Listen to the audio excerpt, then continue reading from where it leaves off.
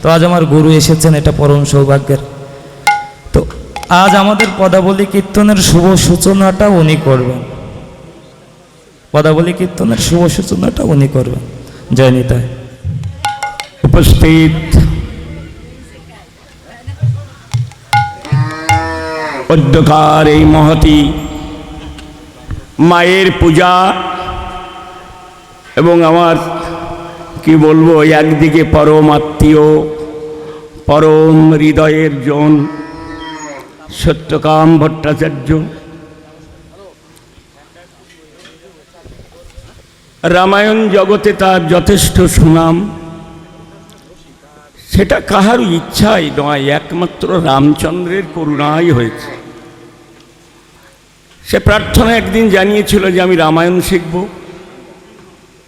যেটুকু ঠাকুর দিয়েছেন আমি যেটুকু চেষ্টা করেছি। তারপরে তার নিজের অনেক প্রচেষ্টায় অনেক অনেক দূর এগিয়ে গেছে। আমি ভগবান রামচন্দ্রের কাছে প্রার্থনা করি সে বহু বহু দূর আরও বড় হোক। আমার জীবনে আমি একদিন কীর্তনও করতাম, এই রামায়ণের আগে আমি কীর্তনও করতাম। বাংলাদেশের বহু জায়গায় আমার যাওয়া আছে, কিন্তু তারপরে রামায়ণ থেকে কীর্তন করতে গেলে অনেক লোকের প্রয়োজন হয়। এত সহপাল্টি মিলানো কঠিন, এবং অন্ন দিয়ে ভাত দিয়ে তাদের পুষতে হয়। গান গেয়ে ছেড়ে দিলে হয় না, বাড়ি এনে তাদের রাখতে হয়। তারপর আস্তে আস্তে প্র্যাকটিস করতে হয়, তারপরে আসরে যেতে হয়। কিন্তু সেই পরিবেশটা তৈরি হতে পারিনি, করতে পারিনি, যাই কীর্তন থেকে সরিয়ে সেই রামায়ণ জগতে আছে। সেই কবিগুরু রবীন্দ্রনাথের সেই 2 বিঘা জমি কবিতার 2টো লাইন সেই মনে পড়ে, জ্যৈষ্ঠের ঝড়ে রাত্রি নাহিক ঘুম, অতি ভোরে উঠি তাড়াতাড়ি ছুটি আম কুড়ে এইবার ধুম। তা আজকে আমার দাদু একদিক দিয়ে শিষ্য, আমি ভগবান অনাদির আদি গোবিন্দের কাছে, শ্রীমতী রাধারানীর কাছে আমি প্রার্থনা করি, যেটুকু কীর্তন আমি জানি আমি তাকে উজাড় করে দিয়ে দেব, এবং সেজন্য একজন বিশেষ কীর্তনিয়া হয়ে জগতে পরিচিত হতে পারে। জয় জয় রাধা গোবিন্দ।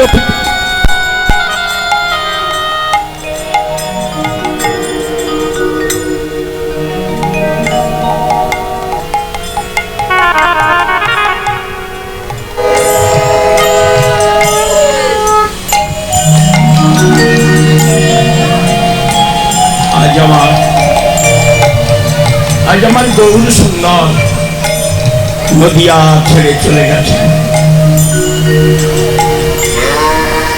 তাই আমার গৌর সুন্দরের বিরহে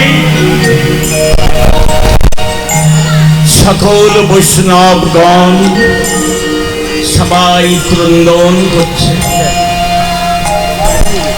নদিয়া নদিয়া ছাড়িয়া গেল,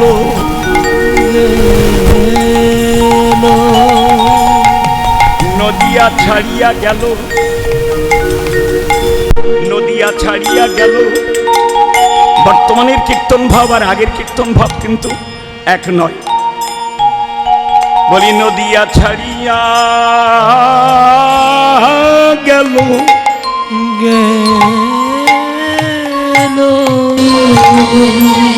আমারে গৌরঙ্গ সুন্দর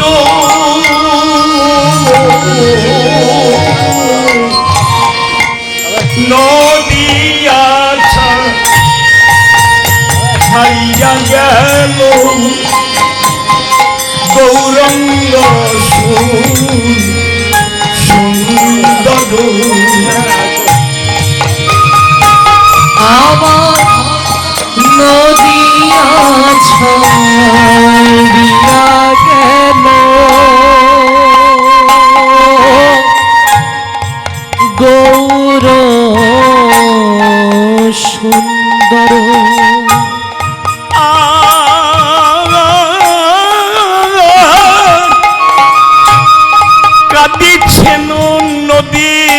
বাসি আরে কাঁদিছেন। মহাপ্রভু যখন সন্ন্যাসী চলে গেলেন জানতেন মাত্র একমাত্র এই নিত্যানন্দ ঠাকুর, আর কেউ জানতেন না। কারণ নিতাইকে বলেছিলেন, নিতাই আমি সন্ন্যাস গ্রহণ করব। কাঁদিছেন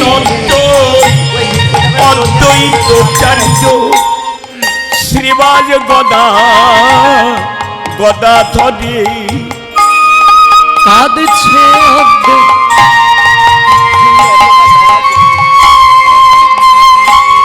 গোড়ায় আমার নদী ছেড়ে চলে গেল। গোড়ায় আমার নদে ছেড়ে চলে গেল। নদীবাসী কাদারে গেল, চলে গেল। নদীবাসী কাঁদিয়া রহিল, গোড়ায় আমার নদ ছেড়ে চলিয়া গেল। আসবে না বলে গেল, নদীবাসী কাদায়ে গেল। আর আসবে না বলে গেল, নদীর বাসী কাঁদিয়া গেল। বলি আর আসবে না, আর আসবে না বলে গেল, নদীর বাসী কাঁদিয়া গেল, কাঁদিয়া গেল। আমার নদী ছেড়ে চলে গেল। গোড়ায় আমার নদে ছেড়ে চলে গেল। একটুখানি গৌর চন্দ্রিকা না করলে নয়, তাই গৌরী চন্দ্রিকা গৌরের কথা দুটো বললাম। এইবার আমি চলে যাব বৃন্দাবনে। ঠিক যেইভাবে আমার গৌর সুন্দর নদিয়াকে কাঁদিয়ে গেছেন, এমনি ভাবে আমার আদি গোবিন্দ বৃন্দাবনকে কাঁদিয়ে মথুরায় গিয়ে রাজা হয়েছে।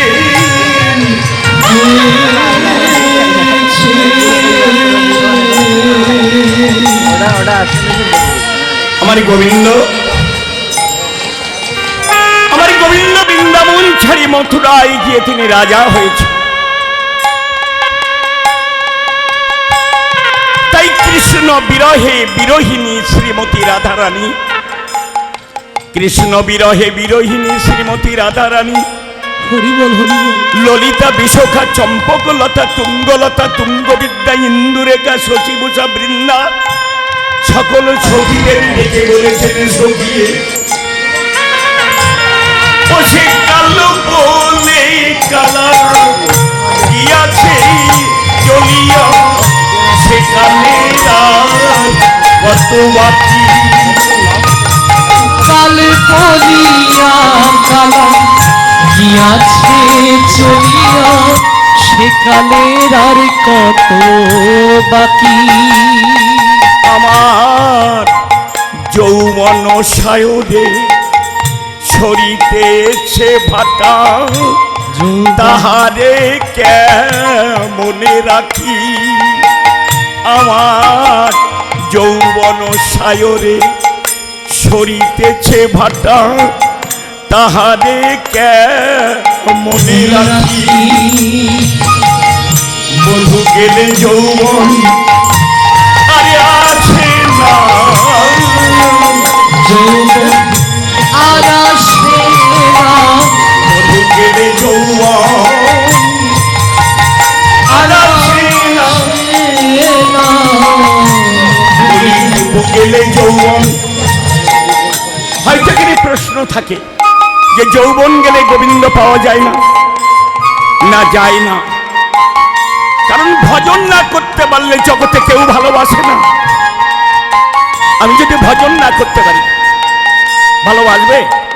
কেউ বাসবে? ভালোবাসে না। আমার যৌবনের গাছে না ফুটিতে ফুল ভ্রমরায় উড়িয়া গেল। আমার যৌবনের গাছে ফুটিল না ফুল গেল। আমি বেশি আর কথা বলবো না, শুরুটা করতে বলেছিল তাই বলছি, কারণ সঙ্গ না হলে তো হয় না, সঙ্গীত হয় না। প্রথমত কণ্ঠটা নেই ভালো, যেহেতু আজ প্রায় 15 দিন একটা মেলা মান গেছে, কালকে 2 জায়গায় গিয়েছি, অতএব সারা রাতই প্রায় জাগা। তারপরেও একটু আজকে যখন উদ্বোধন সঙ্গীত হবে তখন আমাকে তো আসতেই হবে। তাই শ্রীমতী রাধারানী এই যে ক্রন্দন করছেন, কাঁদছেন, তাহার সখীরা সবাই জিজ্ঞাসা করছে, রাধে, গোবিন্দ যখন বৃন্দাবন ছাড়ি চলে গেলেন, চলে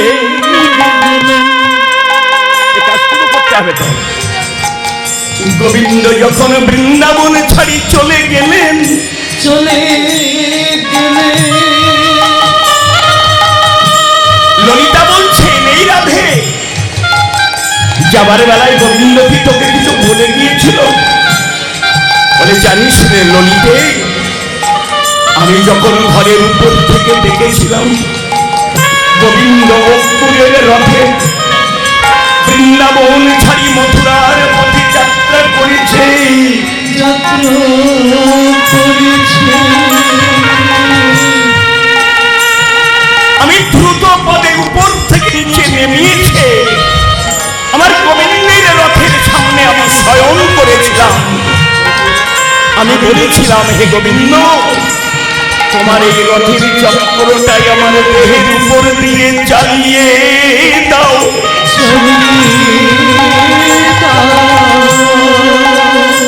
তোমার এই রথের চক্রটা আমার দেহের উপর দিয়ে চালিয়ে দাও, তাহলে আমি মরব। আমি মরলে তোমার কি হবে জানো? আমার এই মরা দেহ তুমি দর্শন করে যদি যাত্রা করো,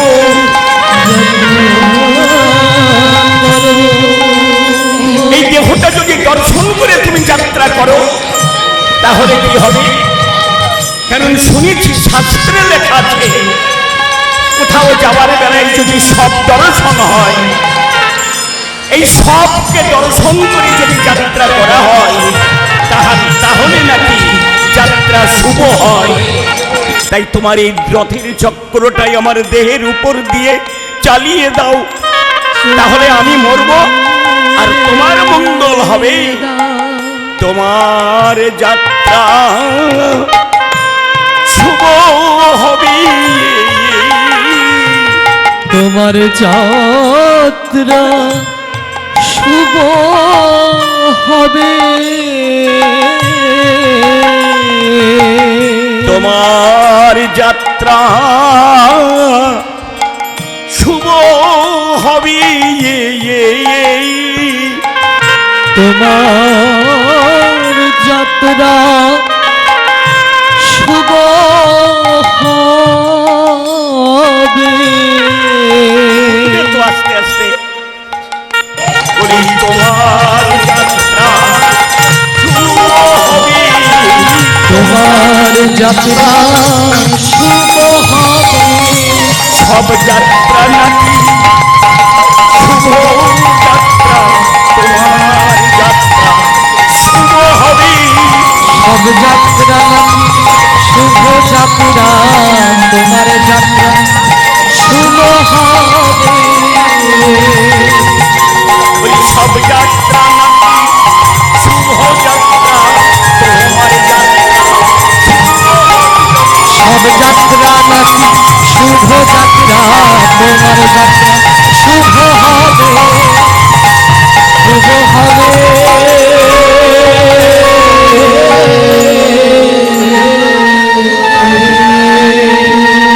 গোবিন্দ তখন দ্রুত পদে উপর থেকে নিচে নেমেছে, আমার মস্তকে হস্ত রেখে বললেন, রাধে, আমি আজ যাচ্ছি, আমি কাল ফিরে আসব। আমি আজকে যাচ্ছি, আমি কাল ফিরে আসব। জানিস রে ললিতা, সেই কাল আর এই কাল নয়,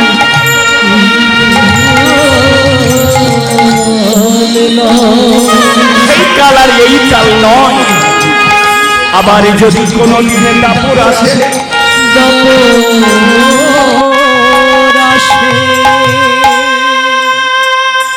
সব যুগে গোবিন্দ আসবেন না, সব দাপরে গোবিন্দকে পাবো না, সব ত্রেতায় রামকে পাবো না, সব কলিযুগে আমার গৌর সুন্দর আসিবেন না। কবে আসবেন? সত্য ত্রেতা দাপর কলি,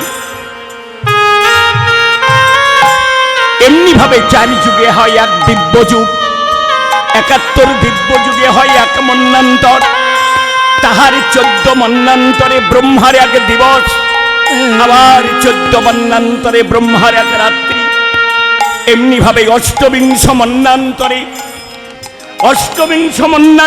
আবার যদি কোনো দিন এমনি ভাবে দ্বিপর আসে, দ্বিপর অর্থাৎ আবার দাপর আসে, সেই দিন গোবিন্দই আমার আসবেন।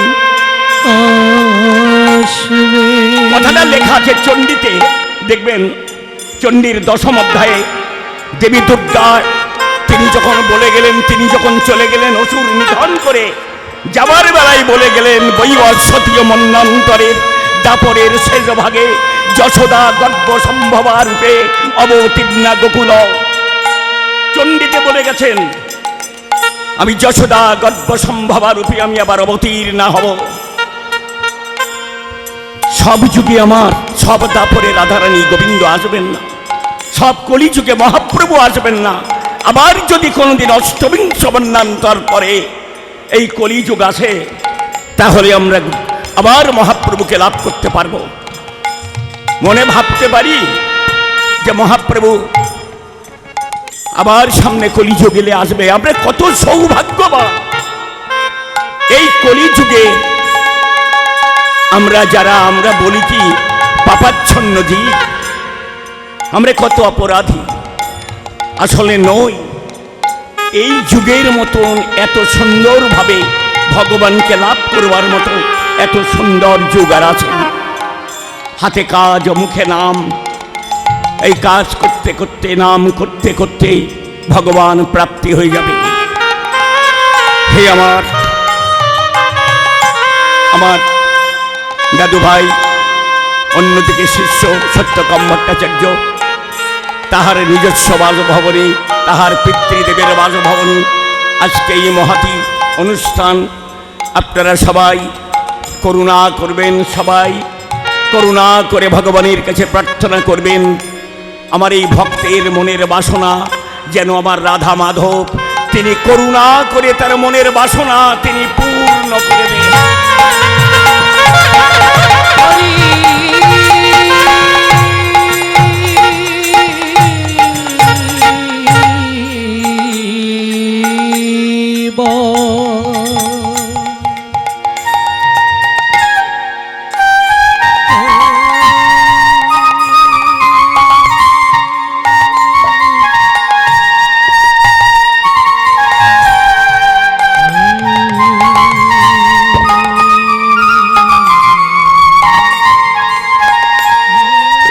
জয় নিতাই।